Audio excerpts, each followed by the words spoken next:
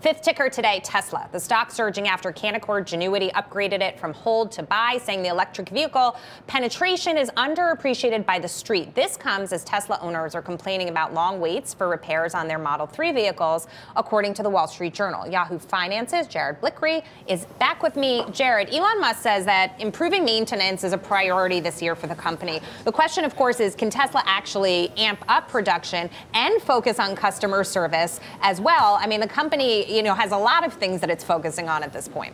Yeah, well, Elon Musk said it's his #1 priority. That would be servicing this year. So the question is, how is he going to do that and deliver an expected, according to him, 400,000 vehicles? If you look at their business model, it's quite a bit different from the other big car manufacturers that we know. They don't have these dealer networks that allow them to service the vehicles locally. They have 85 service centers around the company, but if you're in an accident with a Tesla, it becomes particularly problematic potentially because there are only 2 Tesla-owned body centers that can service bad collisions. Other than that, they contract with local body shop administrators, and a few of those, at least according to anecdotal reports, again that I've read recently, have pulled out of the business. It's a low-margin business, and Tesla in particular has had a difficult time getting their parts. They currently store them at distribution centers to the actual service centers. So they're trying to fix that by increasing their U.S. fleet of mobile repair centers, which they say account for approximately 80% of all potential repairs. Whether or not that's true or not, we'll find out.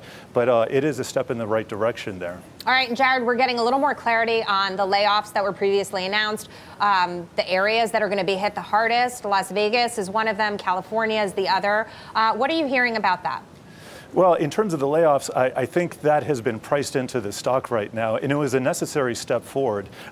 You mentioned the analyst note at the top of the show here, and they are expecting some stability going forward. We've noticed a calmer demeanor with Elon Musk, but there's also the potential risk of litigation here. And there was another note by Bloomberg Intelligence that circulated this morning that said Tesla faces as much as $1 billion in litigation risk. That's a pretty high number here, and that doesn't even speak to Elon Musk's personal liability. So when you put all that into perspective, the layoffs are probably a necessary part of some cost restructuring here.